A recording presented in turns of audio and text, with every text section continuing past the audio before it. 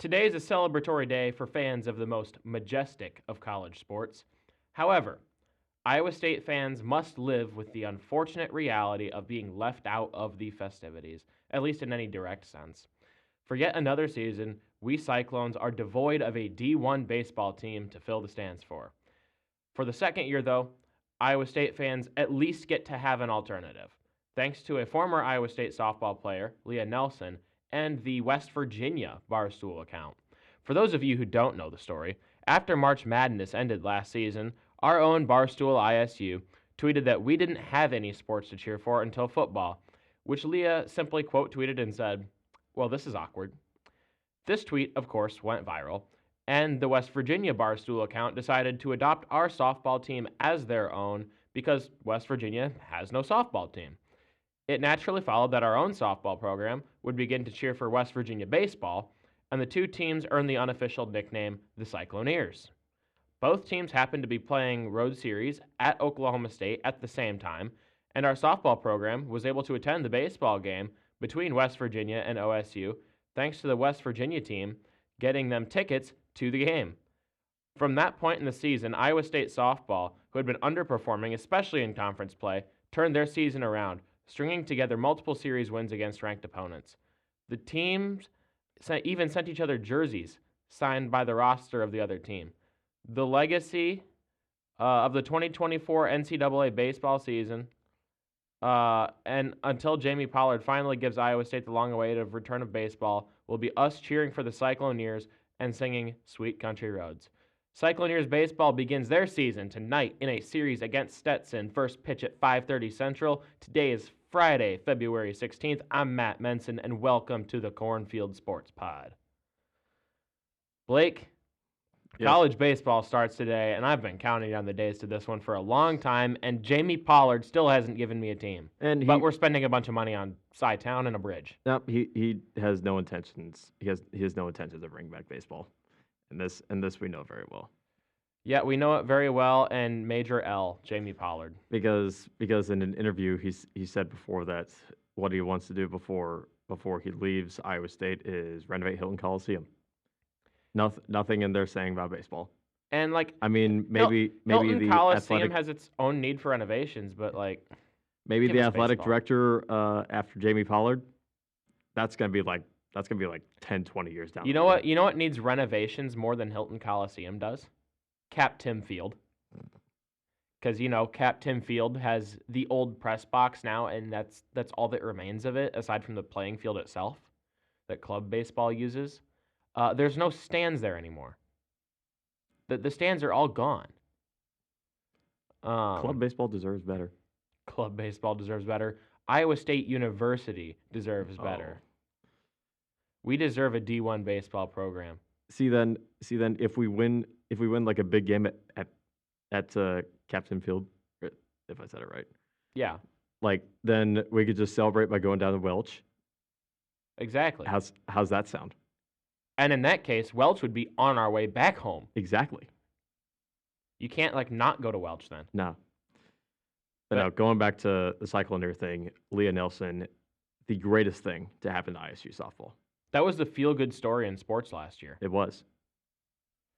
But yeah, no, I'm very excited, of course, to cheer on the Cycloneers in this coming season. So, it's the best I can do since we don't have any actual Iowa State baseball. Pollard. Well, if we're talking about softball, let's I want to recap softball from this weekend and give a little outlook. Let's do it.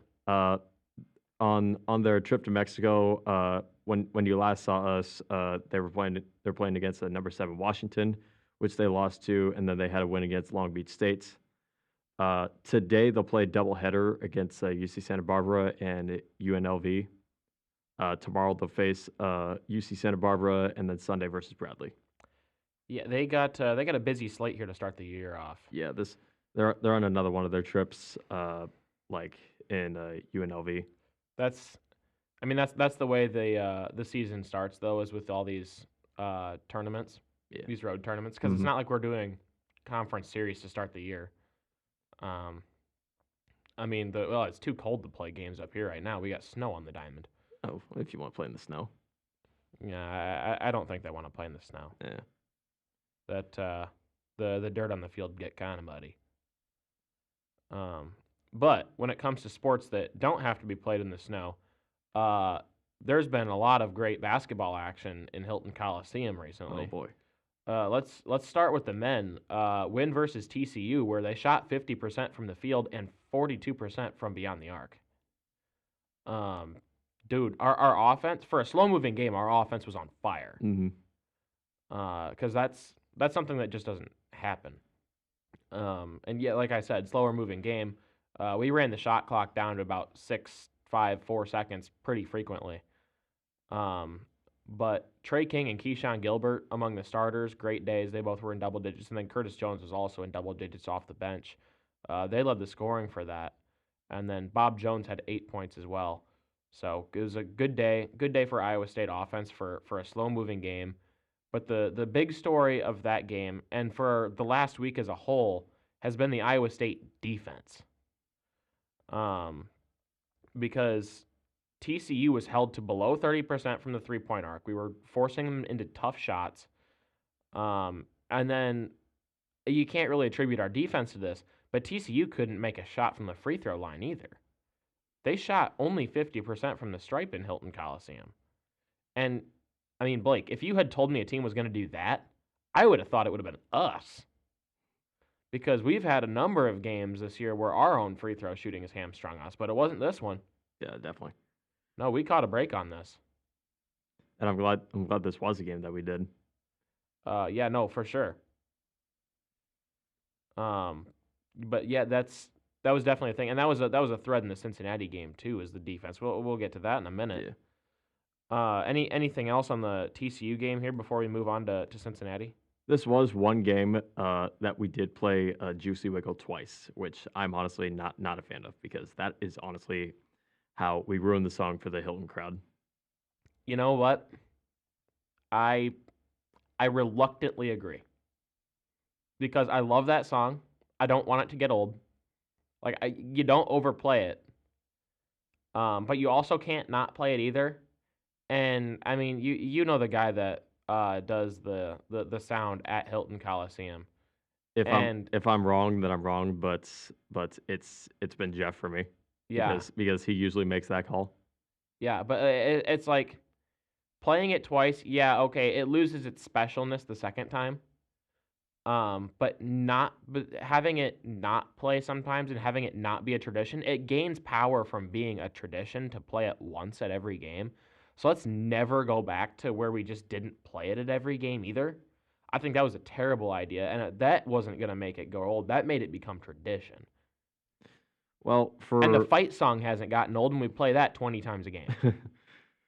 Well, you got me there, but for you're darn right I do. Well, for like the non-conference games, like for basketball, that we just like pretty much have a blowout, then it doesn't end up playing like because the opposing coach doesn't call a timeout. I guess like I understand not playing it if we're getting the break speed off of us, but tell me when the last time that happened in a men's game at Hilton Coliseum was. We're undefeated at home this year. Yeah. And I mean, if you look at our women's game, I guess Oklahoma was beating the brakes off of us just last week, but we'll get to that in a little bit. And that's why I stand behind like us needing the feeling of actually earning the song. Like we earn it, like you gotta earn it, but at the same time, it's like okay, as long as you're not getting the break speed off of you, because maybe you're down in a close game, but like sometimes that's like that energy that it gives, because the players are just as energized by it as we are, and sometimes I legitimately think that helps, and that's not just in basketball. I think that applies just as equally to volleyball as well. I think the number of times that, especially last year, in the 2022 season, because there was a lot of times. It took us a while before we had a 3-set game at Hilton Coliseum. Everything was in 4 sets. You play the Juicy Wiggle after the 3rd set, and what do? You win the 4th one, and it was very repetitive in that way. Well, if you play the Juicy Wiggle like just before the 4th set, like there's no timeout promotions. There's no promotions because it's not guaranteed. So that gives us the space we need to play it. like in that position. Right, but they should have that time. I think they should have the time carved out for it regardless. I Yeah. think that shouldn't be something that they're going to depend on promote. And the thing is, the number of times that we play the fight song, you could cut one of them out and play Juicy Wiggle instead. Because that's not a promotion. There's no dollars riding on that. So that's, promotions are, in my opinion, are a pretty poor excuse. And I mean, I love the pep band, but you know what? Let's give them a little bit longer of a breather at some point. Save their chops. Some of them are not just in pep band. Some of them also do other stuff for bands. So, let them save their jaw muscles. Save their ears from the drum set too. Yeah, that too. Drum set gets kind of loud. Anyway, let's go back to talking about actual sports. Win against Cincinnati. In Cincinnati. Cincinnati's got a good team this year, but they've been dwelling near the bottom of the Big 12 just because of how good this league is. I think the Big 12 is one of only 2 leagues that Cincinnati would not be in the top half of, and the Big East is the other one. Yeah. So, but yeah. This game shows that Matt Menson-Chili is better. It's always been better Than Skyline? Oh yeah, for sure. My chili on its worst day is at least 10 times better than Skyline on its best day. But like I said, let's talk about actual sports here. Cincinnati, we were a defensive nightmare for Cincinnati. They turned the ball over 25 times. 25. And the ESPN announcers just kept riding on that. It's like turnover, another one.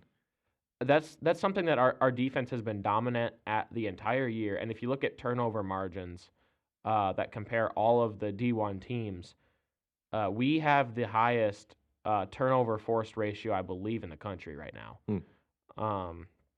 And then up there with us is Houston.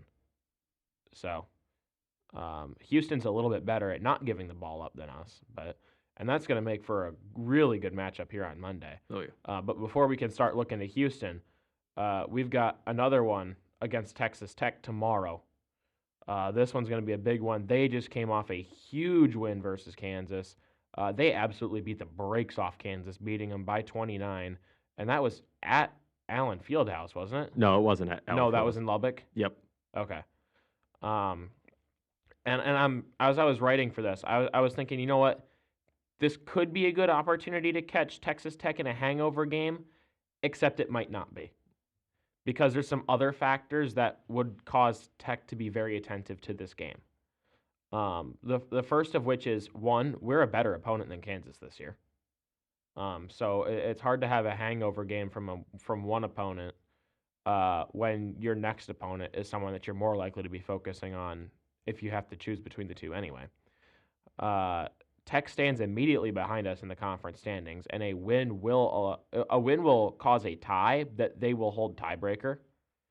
So they've got a little bit of extra fuel to the fire for this game. And then we also are running the risk of looking ahead to the Houston game, which is something that we need to be leery about. So this one, like this is the kind of game that makes me a little bit nervous about the perfect storm for Texas Tech to come in and get a road win in Hilton Coliseum. And do I think that that's going to happen? No, I still think the Cyclones are going to win this. We're the better team, and Hilton Magic is still Hilton Magic. But I think that this game might be a little bit closer than people think. I think that Iowa State might barely walk away with this one because I think Texas Tech is going to come in ready to go. Yeah. And then, Blake, we got one more game in this next week here at Houston. This one just got moved to Big Monday on ESPN. ESPN was intelligent and flexed this one because they realized it was going to draw a lot of eyeballs. Yep. And so they didn't resort to rando ACC teams, thankfully. Yep. And if we beat Tech, this is going to be a top 10 matchup because we're almost certainly will go up in the rankings if we beat Tech. Now, if we lose to Tech, we're probably going to drop. But, North Carolina and Kansas, with them having losses ahead of us in this last week here, we're in a good position to climb up at least a couple spots in the rankings, if not more. Texas Tech would be a fantastic win. And then Cincinnati is still a high-quality win as well. So, and then this one's going to have some pretty major seeding implications for the NCAA tournament and the Big 12 tournament. and so will the Texas Tech one, because if we beat Texas Tech, we're very likely to be seated above them in the Big 12 tournament. But if we beat Houston and Texas Tech, we're pushing the point of being a lock as the number 1 seed in the Big 12 tournament. And then we're also looking at potentially being a 2 seed in March Madness. Right now, we're on that 3 line. There's some talk that with the Big 12, having the parity that it does and being able to do the kind of damage that it's capable of doing, that a couple of poorly timed losses, especially one early on in the Big 12 tournament, could cause us to drop back down to that 4 seed line. But right now, we're in a good spot with that 3 seed line, and we have the potential to capture a 2 seed, or if we were blessed enough to win out, potentially even a 1 seed. When was the last time we were a 2 seed? I don't remember off the top of my head. Like, It's literally been a not long time. in either our memories. It's not within my memory. But yeah, Iowa State's in a great place, set up for success right now. Women's basketball, on the other hand, is not looking so good. I don't know if I'd even have them in the tournament right now, in the NCAA tournament. I don't know what Charlie Cream's got them at. He's the only prominent women's bracketologist. They've got to be in the tournament. I don't know. Right now, at 14-9, 5th in the Big 12, that's got to be bubble. That's at least bubble, maybe in, but barely. They're not looking great right now.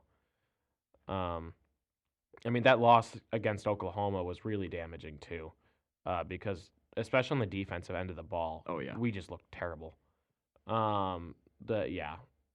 It was distinct lack of defense in the sibling rivalry. It stung a little bit that Aubrey played better than Kelsey did in that game. Kelsey still played good defense. She was one of the few players for Iowa State that I would say still played decent defense in that game.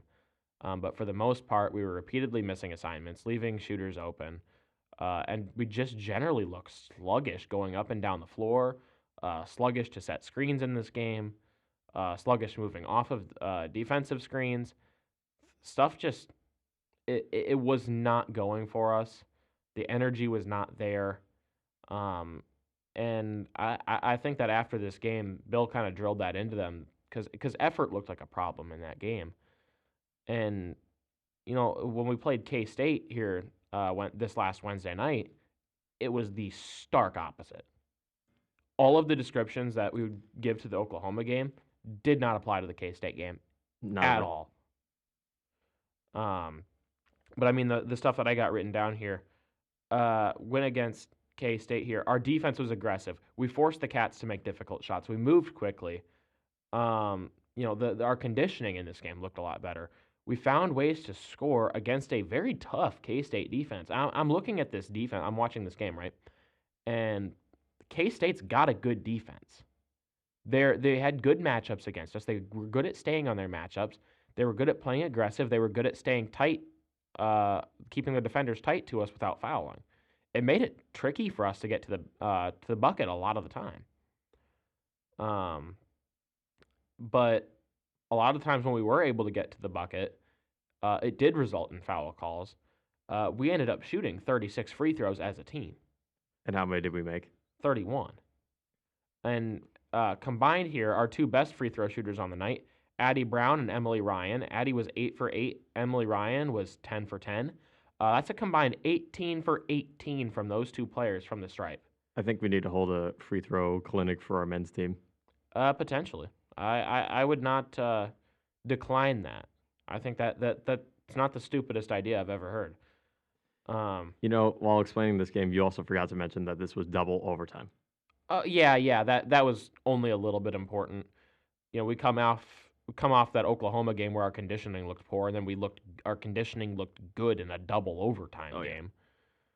Yeah. But yeah, and through that second half and into overtime, K-State was able to stay into it and stay with us because they were making very difficult shots. That was one of the things I saw a lot, especially in the post. Audie was forcing them to take hard shots over the top, and they were all tightly contested. Now, when you make a good shot and you make a hard shot, there's not a whole lot more your defense can do, and K-State was having success. but it just wasn't enough for them to win the game because our defense was still good. And then Kelsey Jones had one of her better performances of the year. I think it was her best one during conference play.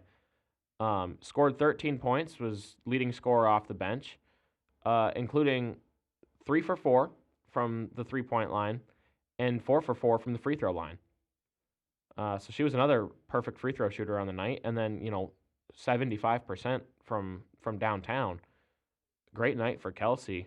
It was a good comeback on the offensive side of the ball for her after the Oklahoma game where she was relatively quiet on the offensive side of the ball. And then, Blake, our next game here? Next game will be at Texas tomorrow. Like another top 10 matchup, and this one's on the road, so it's that much harder. Yeah, and a while back in December, Texas lost Rory Harmon to a season-ending injury, and Rory Harmon was their best player. And I had begun to wonder if that they might start to collapse about that because that team was built around Rory Harmon. And boy, was I wrong about that. The Horns they've formed tighter together. They've gelled. They're playing great team ball. Their teamwork has been excellent in the stuff that I've seen. They've won their last 5 games. They're 10-3 in Big 12 play, and that last 5 wins here includes ranked wins against both K-State and Baylor. Texas is looking like a very dominant team in the Big 12 right now. If I was going to predict anybody to win it right now, I would say Texas would win the league. But yeah, this one's going to be a very tough road test for our ladies. The Moody Center is hard to win in. Yep. On the bright side, we moved up from the most poverty of TV networks onto ESPN. The oil money network is poverty. Poverty. The oil money network is poverty. Okay, that's an interesting description. I'd call them the snotty rich boy TV network, but snotty rich boy TV network. Yep. We're not even gonna call it what it is. No, we're not. We're not gonna give it that. It doesn't deserve that. Not after they used it to almost destroy the Big 12. No. But yeah, the game got flexed to ESPN2, which means we'll actually be able to watch it. So. Yeah. All right. Wrestling. Ooh, wrestling. Wrestling, we've had some stuff to talk about here. First off, before we get to the results of the last one, I guess everyone decided to bleach their hair, but not everyone decided to. So that was a thing. So most of the team showed up as Eminem. Yeah. Anyway, have you heard anything about the backstory behind that? Because I haven't. I haven't either. I'm kind of interested to see what that was, or if they just decided to do it randomly. All I saw was Jackie on Cyclone Fanatics say like, guys, they're all blonde. I was like, yeah. And then everyone else was like, oh, they're just coming up as Slim Shady Eminem. Yeah, no, that's wild. But yeah, results on the duel against UNI here. 125 pounds. We didn't win this one. Trevor Anderson defeated 24th ranked Kyson Tarakina. That was followed up by a big win from Evan Frost. He defeated 24th ranked Julian Farber in a 6-minute and 9-second tech fall. Followed that up with a ranked win, top 10 ranked win at 141. Anthony Ecamendia did defeat 6th ranked Cale Happel. I did not think that was going to happen. That was a big upset win for Ecamendia, and I think that's going to shake up the rankings at 141. That's huge in terms of Big 12 tournament seeding for him, and that a statement win like that's also going to help him in seeding at the NCAA tournament when that comes around in March. 149 pounds. Casey Swiderski's got into the single-digit rankings now. He's ranked number 7th, and he beat Kale Ranavardi in a 4-minute and 58-second technical fall. Swiderski's been looking dominant lately. Oh, yeah. And the way he has developed since last year has been mind-blowing. He's going to be, he's already a top wrestler, but like, give it, next year and then his senior year, and he might be a top 5 wrestler. I think he's going to end up on the podium as it is this year. I think he's going to All-American. And the way Anthony Ecamendia just wrestled too against Cale Happel, I wouldn't be shocked if Ecamendia was on the podium. Yeah, I'd love to see them uh, get All Americans. Evan Frost is kind of right on that bubble right now. He's been sitting at ranked 8th for a while, but maybe he'll be able to get on there. 157 pounds. 15th ranked Ryder Downey defeated 14th ranked Cody Chittum in an upset. This was another one that I did not see coming at all. I thought Cody Chittum was much worse ranked than he actually is, but I guess Ryder decided to prove me wrong, and that's how 157 pounds went. 165 pounds, second ranked David Carr, surprising absolutely nobody tech fouled Jack Thompson in the second period. 174 pounds, 19th ranked MJ Gaitan, major decision over 30th ranked Jared Sima. Gaitan's been looking good lately.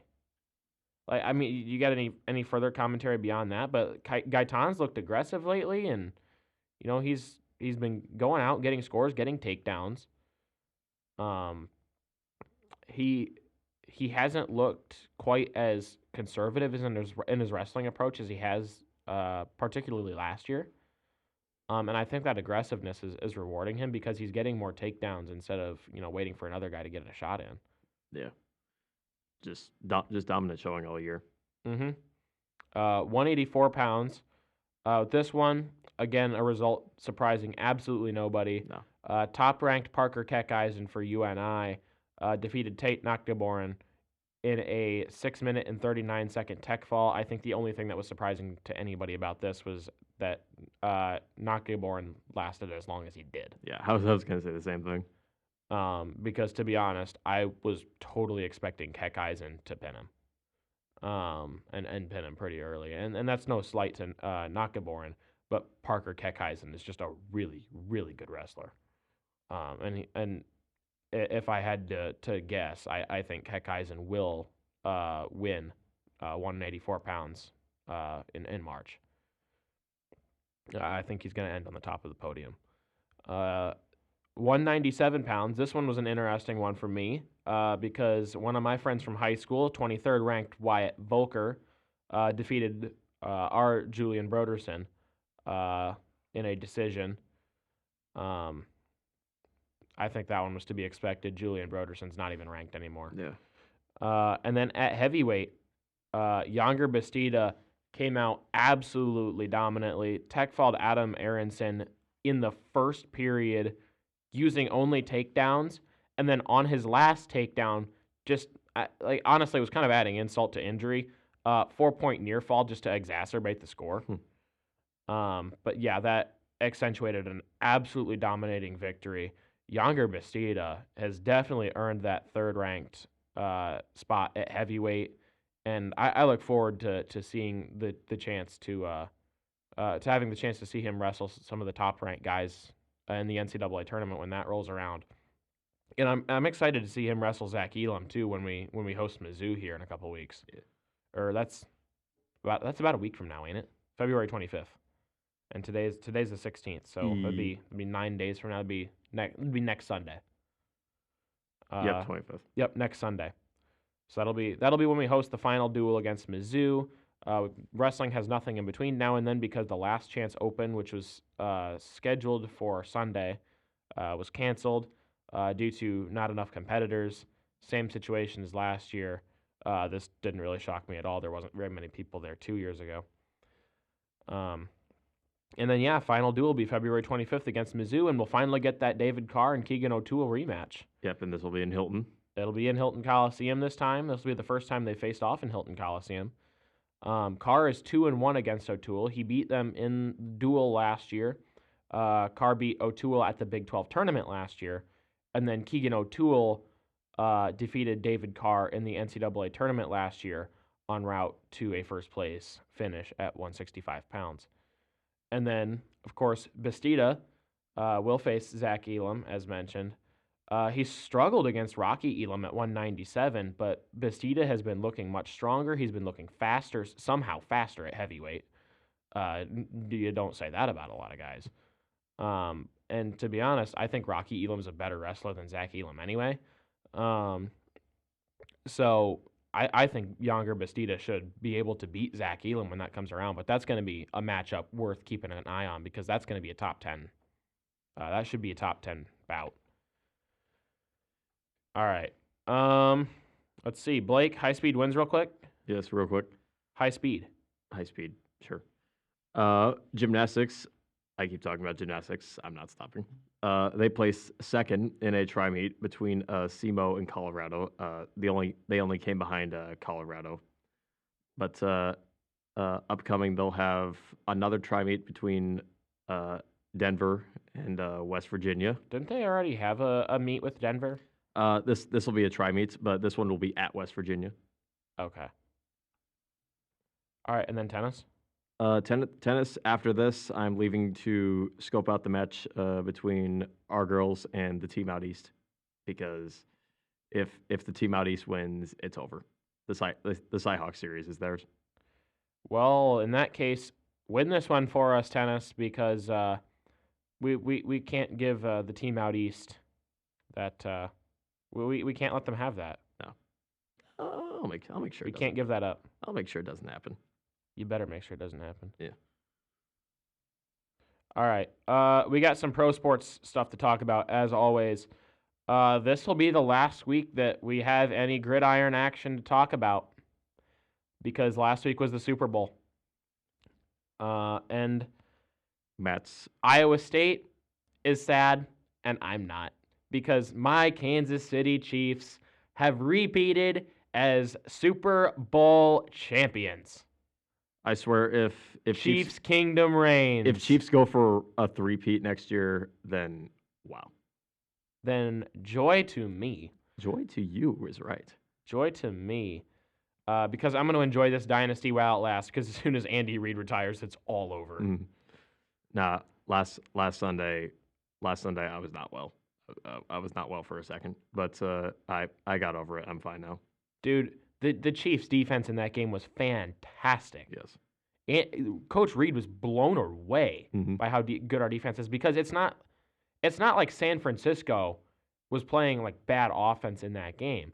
Like, San Francisco's got one of the most elite offensive units in the country, and like CMC didn't have a great day. Like, CMC doesn't have bad days.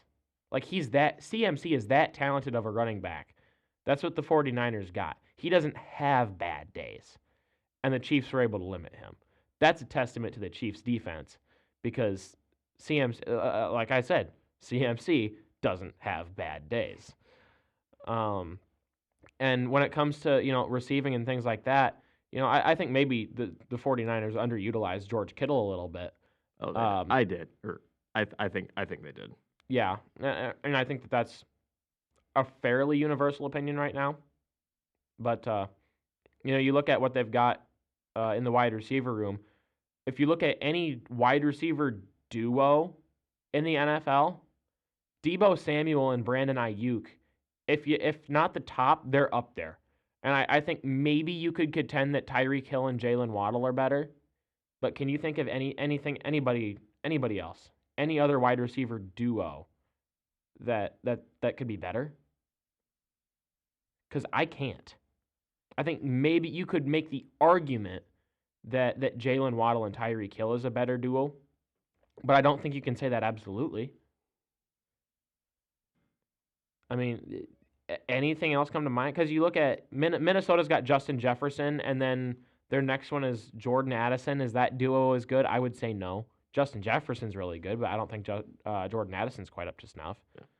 Yeah. You look at the Cowboys, they've got CeeDee Lamb, and then after that, who? Exactly. Honestly, nothing comes to mind. Exactly. And I mean, that's a lot of your top guys right now.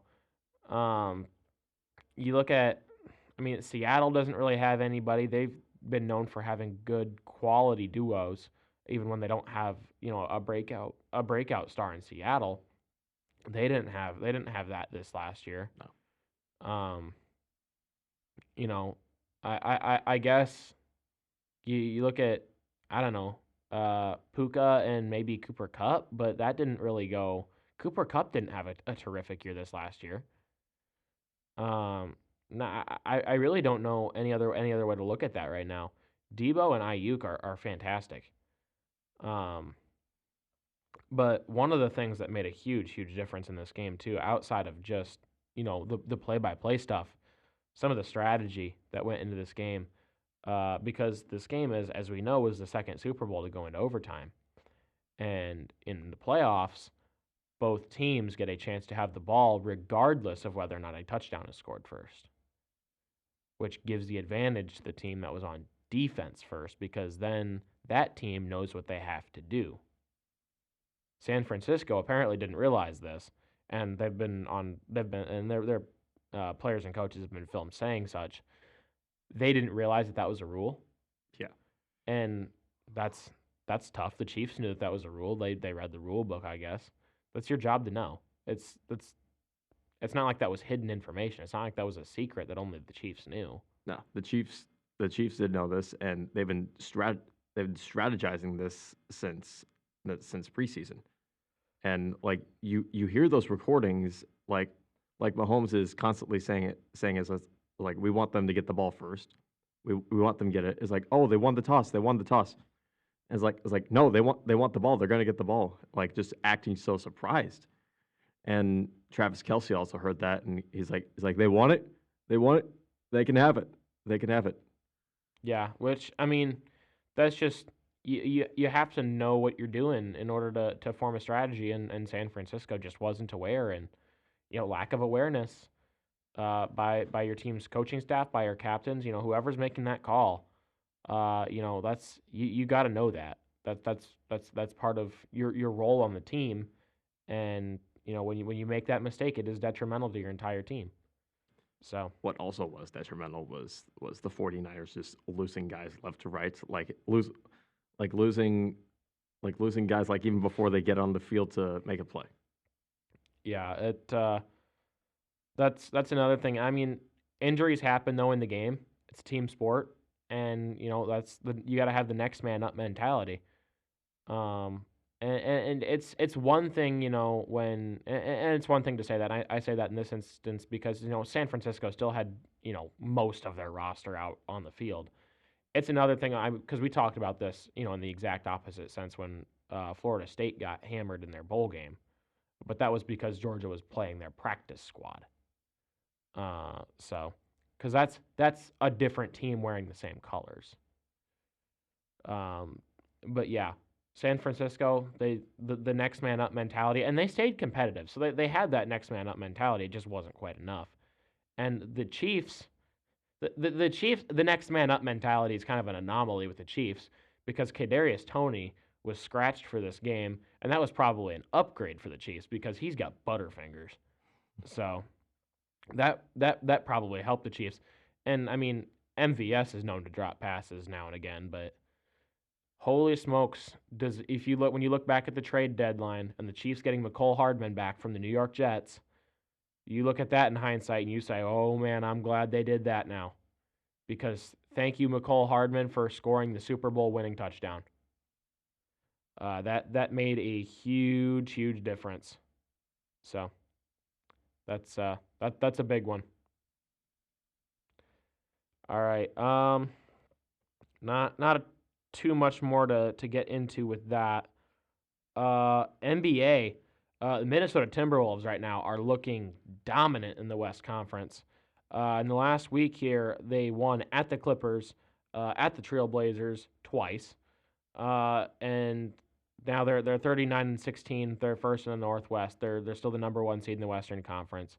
But look at those scores. Take another look at those scores here from this last game. They beat the Clippers 121-100. They beat the Trailblazers 121-109 and then 128-91. Their offense and their defense is humming at the same time. And they're winning in multiple ways, but they're also winning in both ways at the same time. This team is dominant. And if there's any team that can challenge the Celtics right now in making in getting that O'Brien trophy, the Timberwolves have got to be that team. Because I don't think there's a team in the Eastern Conference that can take them down. Well, if you look at Trailblazers, like you would think they would like rethink some stuff and like it's like, oh, this is how we're gonna come back the next game and perform better. The Trailblazers are not it this year. They're not competitive after they traded Damian Lillard at the beginning of the season to the Bucks. But yeah, week in, week out, the Timberwolves, they continue to look better. Their defense is not faltering at all. It's the best in the NBA. Their offense has picked up some serious steam compared to where they were at the start of the season when they were winning by defense only. And in the last week, they haven't scored less than 120 points. Minnesota actually hasn't scored less than 120 points since February 4th in their win against the Houston Rockets. And then here in this next week, nothing to talk about really because it's All-Star Week. And that's going to go across the board with the NBA here. I want to talk about the Bucks here for a second, and then I'll have the Bulls. Yeah, I got the Bucks. So previous week they had wins against the Hornets and the Nuggets, and a couple losses to the Heat, and a shocking loss to the Grizzlies.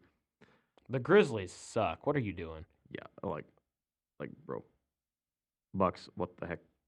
Doc Rivers coordinates Bucks to play defense, but offense is really taking a hit as a result.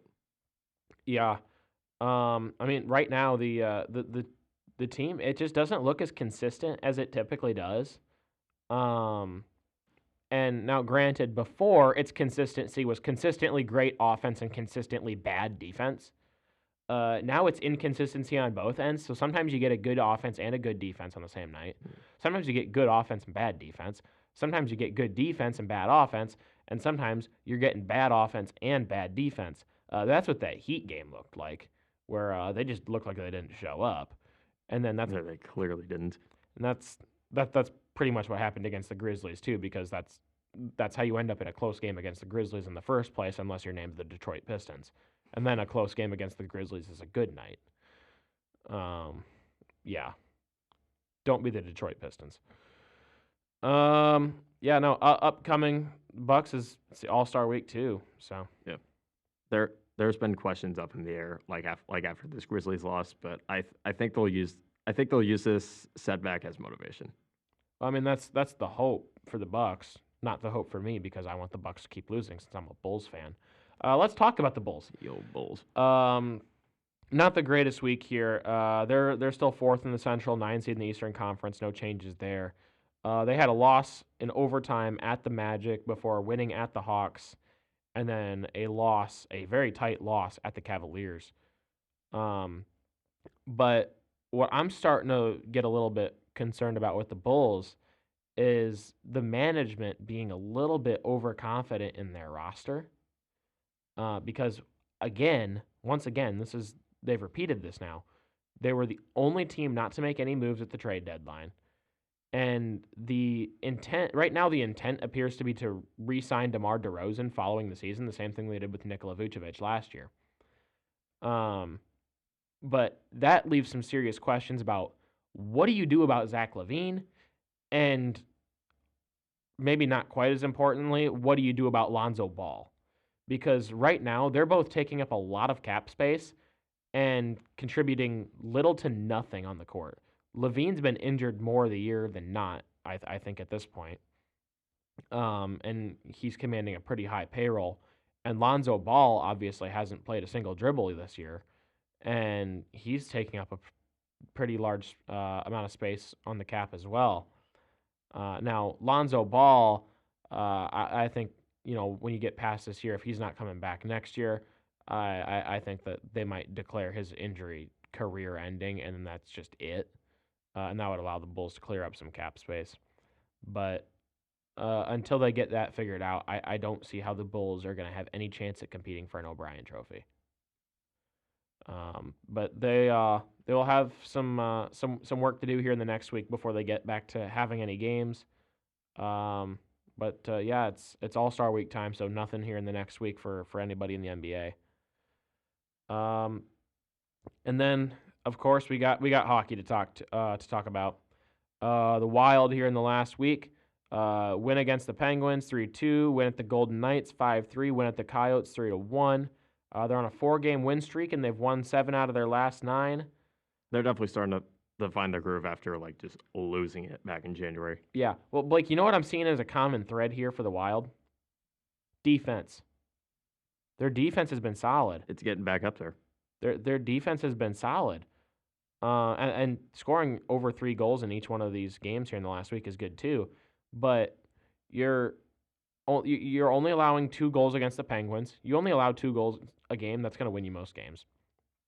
They only allowed the Golden Knights to score 3, which the Golden Knights have a very potent offense. They're one of the best teams in the NHL. And the Golden Knights have a great power play percentage right now. So I'd be looking at that, and I'd say you're winning 5-3 against the Golden Knights. That's a great game. And then, of course, they only allowed the Coyotes to get 1 goal as well. So the Wild are playing very complete puck lately. And then upcoming here in this next week, tomorrow they're going to be at home against the Sabres. Monday they're going to be at home against the Canucks. And then Tuesday they'll travel to Winnipeg and play against the Jets. And then they'll get a little bit of a break. Blackhawks, Vinny's team.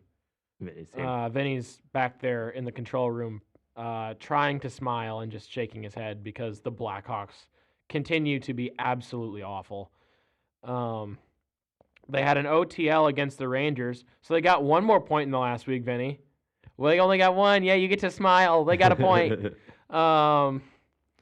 And then they had losses against the Canucks and losses against the Penguins. In each one of these games, the Blackhawks allowed 4 goals to be scored.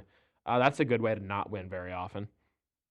And the game against the Penguins was the return of Connor Bedard, who had 1 assist in the game, which was an assist on the Blackhawks' only goal of the game.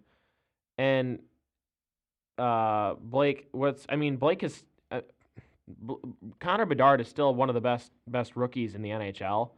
Yeah, he's still leading after being 6 weeks out. After being out for 6 weeks, he's still leading rookies in stats, but rookies in stats with 15 goals and 34 points. And that's a testament to how good Bedard is on his own. But one player does not make a team. Well, of course not. I mean, you think even the difference that when Connor McDavid was drafted and was brought to Edmonton, he still had somewhat of a team built around and turned that program around. And you think the reason that McDavid is so dangerous is because of Leon Draisaitl. That's you could make the case that that's one of the most dynamic duos in the NHL right now is McDavid and Draisaitl. And Bedard has. But Vinny doesn't like that analysis. I think it's a pretty good analysis. McDavid and Draisaitl's a good duo. Yes, it is. But yeah, Bedard does not have that duo, so he doesn't have anybody to pair that up with to draw attention off of him, and it's just not working all that well in Chicago right now. But in the next week here, tomorrow they'll be against the Senators. They'll take a trip to Carolina to play the Hurricanes, and then they'll return back to the United Center to play the Philadelphia Flyers, which will be broadcast on TNT. And then the St. Louis Blues. Vinny's got the Blues right now. Vinny's got the Blues because he's a Chicago fan. No. Hi, Vinny. Vinny's slumping over, slouching in that chair right now. I made him sad. Be nice to Vinny. Don't make him quit. No, Vinny loves the show. McDavid and Draisaitl. Yeah, McDavid and Draisaitl is better, Vinny. All right. Vinny's salty because I said McDavid and Draisaitl is good. Anyway, St. Louis Blues. Yeah, they've done decent here in the last week. Wins at the Sabres and Canadiens before they lost at the Leafs, and then a home win against the Edmonton Oilers. Blake, their offense this last week, nuts. You see these numbers here? Especially the Canadiens and the Oilers. Yeah, I mean, you score 3 goals against the Sabres, that's good. That's going to win you most games. But that's not an eye-popping number. Then you follow that up by going to Montreal, and you put up 7 goals on the road. That's good. And they only allowed 2 goals in that game as well. I think after that game, they had a little bit of a hangover game where they only scored 1 against the Leafs and they allowed 4 goals.